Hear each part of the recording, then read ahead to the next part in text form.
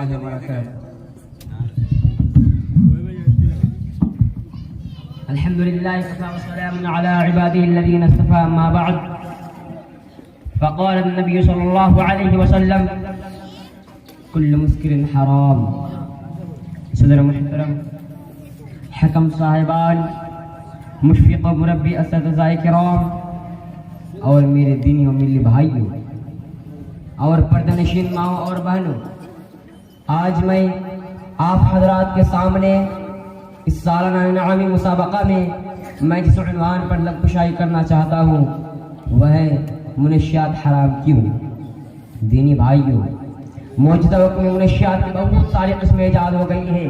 اخبارات کی خبروں کے مطابق دنیا میں تقریباً 1000 منشیات کی قسمیں پائی جا رہی ہیں جو دکانوں، ہوٹلوں، سڑکوں اور بازاروں میں نام اور شکل بدل کر سستے داموں میں ملتی ہیں، جس کو ہمارے نوجوان استعمال کر کے اپنی صحت، اپنی جوانی اور اپنا مال برباد کر رہے ہیں.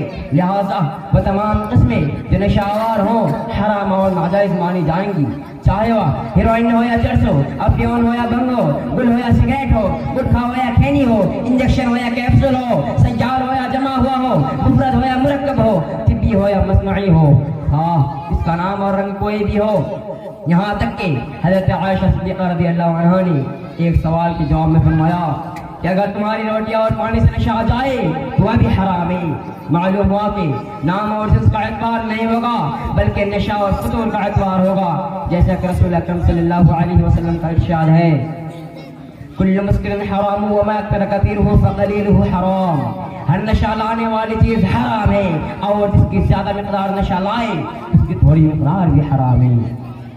اس حدیث سے معلوم ہوتا ہے کہ منشیات کا استعمال زیادہ مقدار میں ہو یا کم مقدار میں سب حرام ہے، اس لیے کہ نشہ صرف آخری گھونٹ سے پیدا نہیں ہوتی بلکہ پہلی گھونٹ سے دھیرے دھیرے پیدا ہونی شروع ہو جاتی ہے اور آخری گھونٹ میں اس کا اثر ظاہر ہوتا ہے. اس کی مثال ایسے ہی ہے جیسے ہم کھانا کھاتے ہیں تو پہلے ہی لقمے سے دھیرے دھیرے پیٹ بھرنا شروع ہو جاتا ہے یہاں تک کہ آخری لقمے سے پیٹ بھر جاتا ہے. ساتھیوں، آئیے دیکھیے کہ منشیات حرام کیوں ہیں. کیونکہ جب ایک شخص منشیات استعمال کرتا ہے تو اس سے انسانی عقل خراب اور بیمار ہو جاتی ہے. چنانچہ وہ ایسی حرکت کرتا ہے جو انسانوں کو جانوروں کے درجے سے گرا دیتی ہے.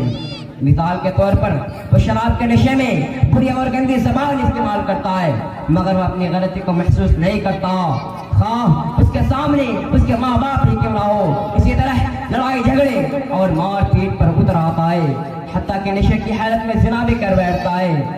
مناسب ہوگا عبرت اور موعظت کے لیے ایک واقعہ بیان کر دیا جائے.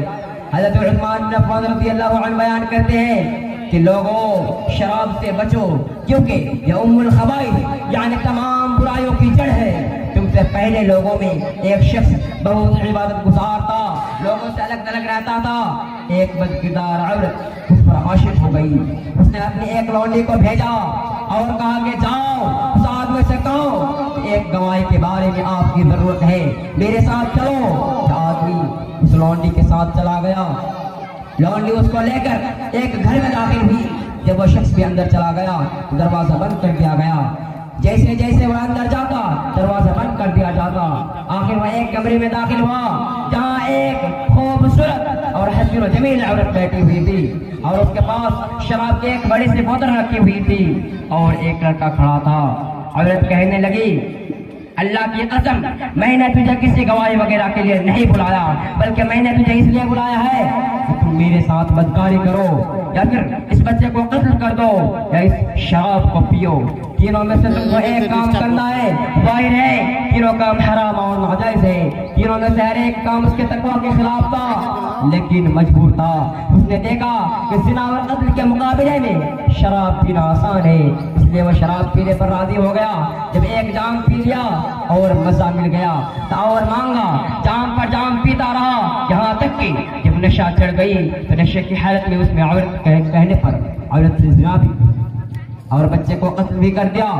حضرت عثمان اس واقعہ کو بیان کرنے کے بعد فرماتے ہیں کہ ایمان اور شراب ایک ساتھ نہیں ہو سکتے، ایک رہے گا تو دوسرا نکل جائے گا. آخر میں اللہ رب العالمین سے دعا ہے کہ اللہ رب العالمین ہمیں نشہ کے ہر ایک قسم اور شکل و صورت سے بچائے. آمین. وآخر دعوانا أن الحمد لله رب العالمين والسلام عليكم ورحمة الله وبركاته. وعلیکم السلام ورحمۃ